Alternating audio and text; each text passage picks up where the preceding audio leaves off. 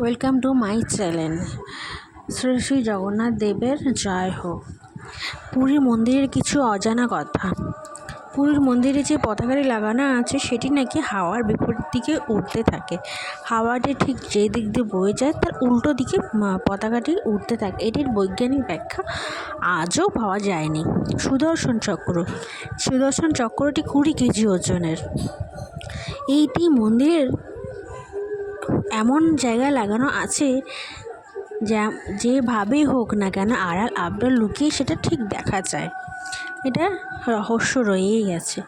আর একটি অদ্ভুত ঘটনা বলা যেতেই পারে, পুরীর মন্দিরের ঠিক মাথার ওপর দিক দিয়ে কোনো পাখি বিমান উঠতে দেখা যায়নি আজ পর্যন্ত।